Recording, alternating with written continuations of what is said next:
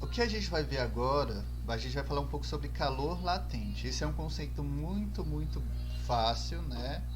Eu não vou cobrar muito, porque também, ao mesmo tempo que ele é fácil de entender, tem muitos cálculos e tal, então eu não vou cobrar tanto de vocês. Mas só a título de curiosidade, calor latente nada mais é que a quantidade de energia, né, de calor que algo precisa para mudar de estado físico.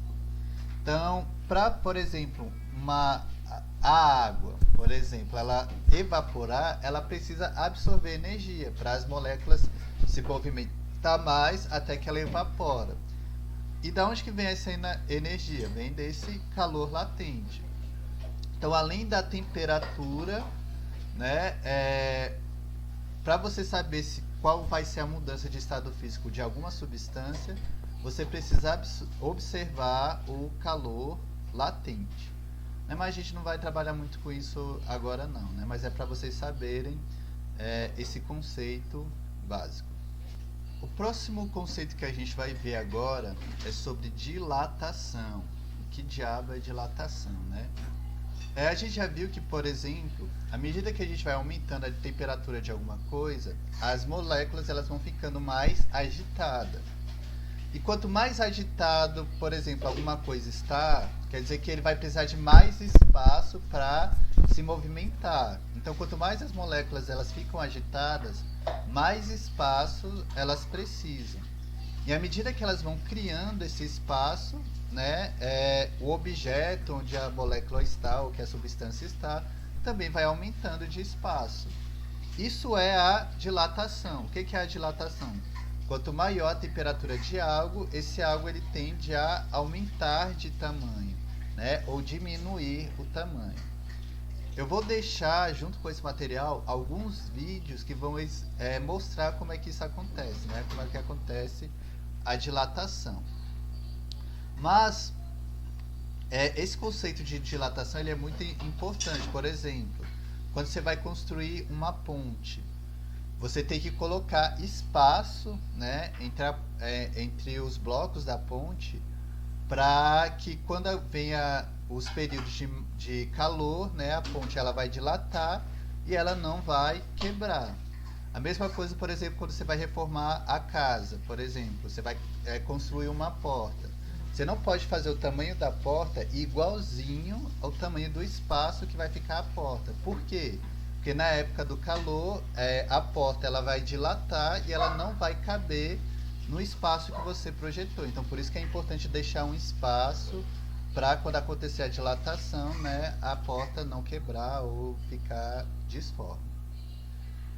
Um outro exemplo, por exemplo, quando você vai numa festa, você vai encher o balão. Se você encher o balão no limite, quando em algum momento a temperatura do ambiente ficar mais quente, o ar dentro do balão ele vai dilatar. E quando ele dilatar, ele vai estourar o balão. Por isso que quando a gente vai encher o balão, por exemplo, a gente não pode encher ele ao máximo. A gente tem que deixar um espacinho dentro dele para que o ar dilate e não estoure o balão. E para acabar, né, a dilatação da água. A água, ela tem. Vocês veem que quando a gente está falando de temperatura, quando a gente está falando de substância, a gente usa muita água. Por quê? Porque a água ela sempre tem uma diferença em relação às outras substâncias. E na dilatação também é assim. A água, geralmente os outros objetos, à medida que a gente vai diminuindo a temperatura, vai diminuindo a dilatação, né? Então, quando a gente diminui a temperatura de alguma coisa, ele fica menor. Só que a água é o contrário. Quando a gente congela a água, ela fica maior, né? Se você colocar, por exemplo, uma garrafa de água até o topo dentro do congelador, quando a água congelar, ela vai estourar a garrafa. Por quê? Porque vai aumentar o tamanho. E qual é a importância disso, né? Isso é muito importante, por exemplo, nos polos, né? Polo Sul e Polo Norte. Por quê? Porque quando a água congela, ela dilata e ela flutua em cima da água. E isso faz tipo uma camada de gelo ao redor daquele mar. E essa camada de gelo, ela protege a água embaixo do frio e ela serve como se fosse um isolante térmico.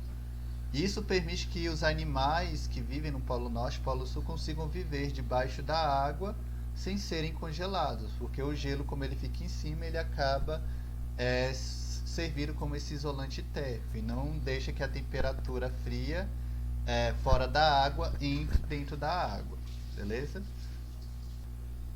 Então, resumindo rapidamente aqui para vocês pegarem, é o mais importante. Então, a gente está vendo aqui vários fenômenos relacionados ao calor e à temperatura.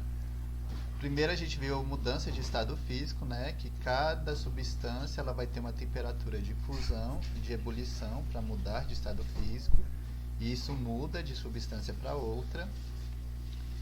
A gente viu que o calor, né, a energia calor, ela é medida em calorias ou em joules, e geralmente a gente usa mais as calorias, né, para falar de calor aqui no dia a dia.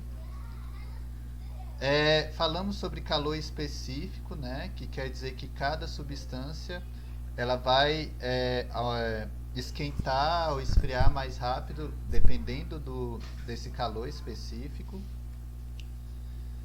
Vimos o que é calor latente, né? Que nada mais é do que a energia necessária para algo derreter ou evaporar.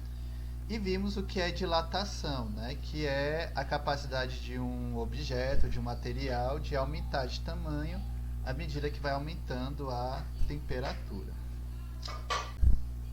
Então, é isso, pessoal. Com isso a gente finaliza a aula. Qualquer dúvida, vocês podem estar me perguntando, né, pelo e-mail ou pelos contatos que eu coloquei aí. Assistam com cuidado, vocês também podem ler o material, né, que eu vou deixar na plataforma, e também vejam os outros vídeos que eu vou colocar na plataforma que vai ajudar vocês a entenderem alguns conceitos, viu? Qualquer coisa, eu estou aqui e é só perguntar. Até mais!